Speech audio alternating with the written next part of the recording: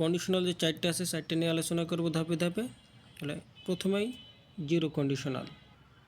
তাহলে zero conditional এই যে স্ট্রাকচার বা রুলস সেটা দেখব যে ইফ যুক্ত, বলে if plus present tense plus present tense, অর্থাৎ ইফের যে দুইটা অংশ, একটা যদি প্রেজেন্ট টেন্স হয় অন্যটিও প্রেজেন্ট টেন্স হবে। এইবার দেখি আমরা কোনটাই বুঝবো আসলে এটা জিরো কন্ডিশনাল। ধরুন conditional zero, first, second, third, আবার হেডযুক্ত বিভিন্ন ধরনের আছে। তাহলে যেগুলোই চিরন্তন সত্য, অভ্যাসগত কার্য ও ঐতিহাসিক ঘটনা বিদ্যমান থাকে সেগুলো সবাই জিরো কন্ডিশনাল। যেমন আমি এখানে একটা উদাহরণ লিখে রাখছি, ওয়াটার বয়েলস ইফ, পানি সিদ্ধ হয় বা পানি টকবক করে। কখন পানি টকবক করে? আমরা বিজ্ঞানে পড়ে আসছি পানি 100 ডিগ্রি সেলসিয়াস তাপমাত্রায় ফোটে। তাহলে এটা চিরন্তন সত্য এক ধরনের, যে যখন পানি ফোটে তখন পানির তাপমাত্রা 100 ডিগ্রি সেন্টিগ্রেড হয়। তাহলে এটা অবশ্যই, যেহেতু চিরন্তন সত্য, এটা অবশ্যই প্রেজেন্ট টেন্স হবে। তাহলে ওয়াটার বয়েলস ইফ, যদি পানি টকবক করে বা পানি ফোটে, ইফ যদি ইউ হিট ইট, তুমি এটাকে হিট দাও 100 ডিগ্রি সেন্টিগ্রেড, তাহলে এই হিট প্রেজেন্ট টেন্সে হবে। তাহলে হিটের প্রেজেন্ট টেন্স এই হিটই থাকবে। তাহলে এবার আসি ফার্স্ট কন্ডিশনাল। তাহলে ফার্স্ট কন্ডিশনালে তাহলে রুলসটা হলো, ফার্স্ট কন্ডিশনালের rules if plus present plus future.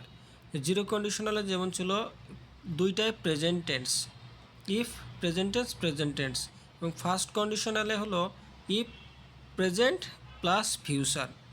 তাহলে ওখানে জিরোই ছিল, আমরা মনে রাখবো যে চিরন্তন সত্য, অভ্যাসগত কর্ম এবং ঐতিহাসিক ঘটনা, এই তিনটা। আর বাকিগুলাই ফার্স্ট কন্ডিশনালের ভিতরেই পড়বে। কিছু এক্সাম্পল লিখে রাখছি তাহলে বুঝতে পারবো। যেমন এটা পল্লী উন্নয়ন কর্মকর্তা 2023 সালে আসছে, the dog dash if you pull its tail. তাহলে এই পুল দেখে আমি বুঝতে পারছি যে এটা প্রেজেন্ট টেন্স। তাহলে এটা কি চিরন্তন সত্য, অভ্যাসগত কর্ম অথবা ঐতিহাসিক?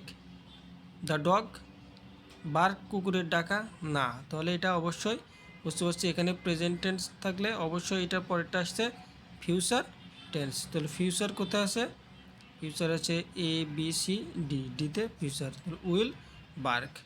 মানে নেক্সট আরেকটা লিখে রাখছি যেটা অডিটর 2022 সালে আসছে, ইফ হি রানস ফাস্ট। তাহলে এই runs present indefinite tense.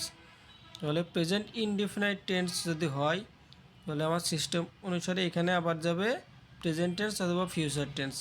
Present tense কোথায় কোথায় যাবে আমরা সেটা আগেই জানি। তাহলে এটা আসবে ফিউচার টেন্স। তাহলে will win the prize, B number answer.